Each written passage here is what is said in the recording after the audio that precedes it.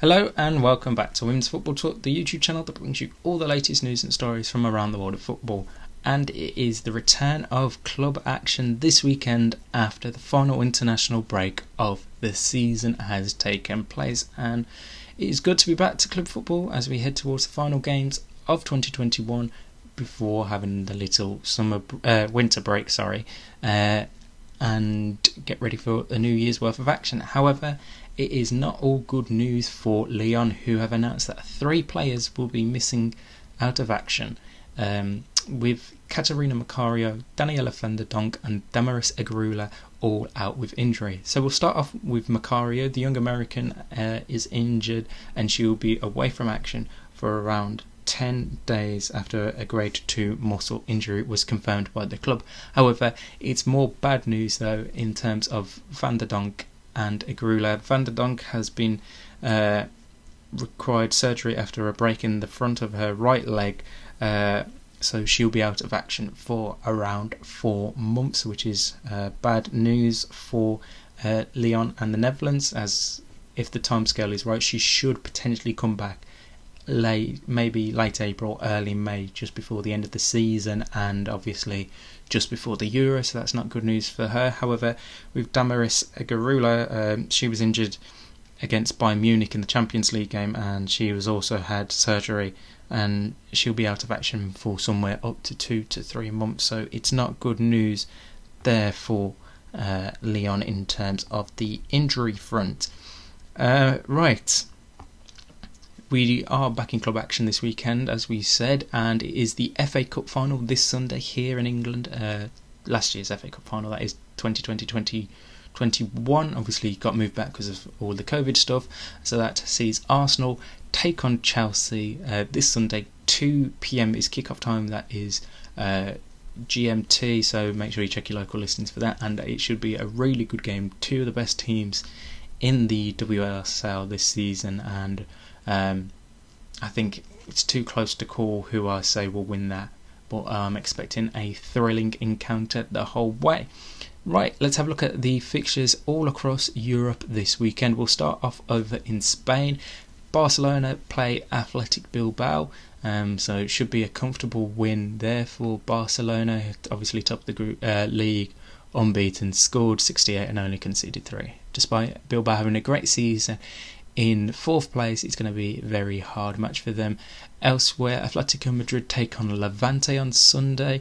The news out of Atletico Madrid this week was that Meryl van Dongen has signed a new contract with the club and will remain at the club until 2024. Villarreal host Real Madrid on Saturday, and there was obviously that news earlier on this week with Real Madrid that they have changed their manager over.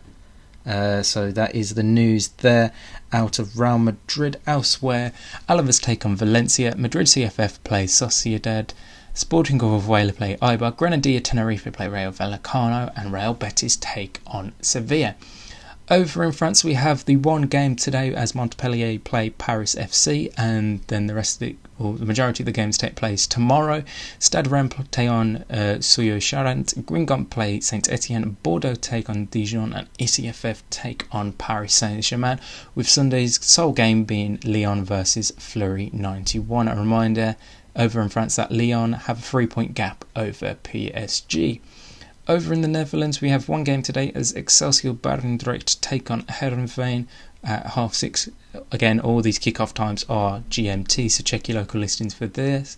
And then on Sunday, we have the other 3 games as Zwolle take on VV Alkmaar, PSV take on Feyenoord, which should be an absolute cracker of a game, and FC20 take on Den Haag. A reminder that FC20 are top of the table, and in that Feyenoord versus PSV match, it is 3rd versus 4th, so PSV will be looking to close the gap to Feyenoord.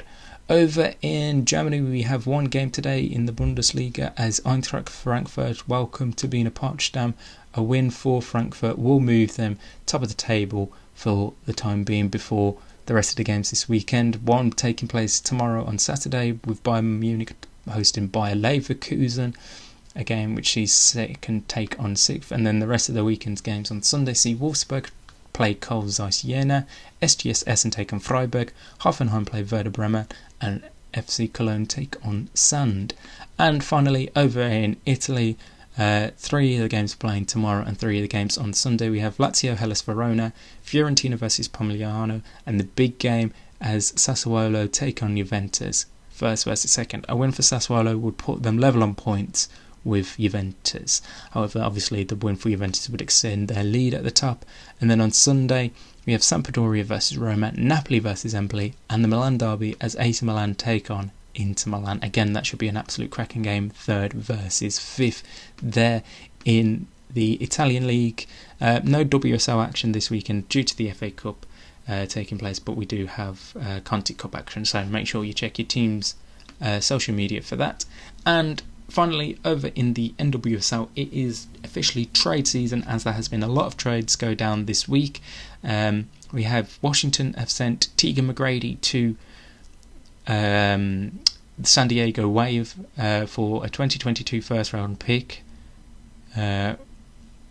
which was originally O.R. Reigns, and in return Washington have got a 2022 international slot and a 2022 international slot, and they have received expansion draft protection from San Diego, so that means basically San Diego can't take any of the players from the Washington Spirit.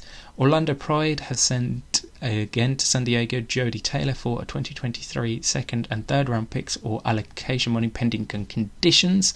Chicago have sent Nicole Stanton to OL Reign for 2022 natural third round picks. So that's what OL Reign have themselves, not a pick that they've acquired. Chicago have been busy as well. They have sent to San Diego Katie Johnson and the rights to Kelsey Turnborough and Mackenzie Doniak for expansion draft protection and allocation money. And they've also sent the rights to Sarah Gordon and Julie Ertz to Angel City and international spots for 2022 and 2023 for expansion draft protection. And Meg Linehan of The Athletic was reporting that Orlando Pride would be sending Ali Krieger and Ashlyn Harris to Gotham FC. However, that trade has not fully gone down yet, as we don't know the full details of that. Right, make sure you like and subscribe. Follow us on Twitter at WF Talk 2020 for all the latest news and stories and coverage of this weekend's games. And until next week, where we'll be back reviewing all the weekend's action and any more talking points, we'll see you soon.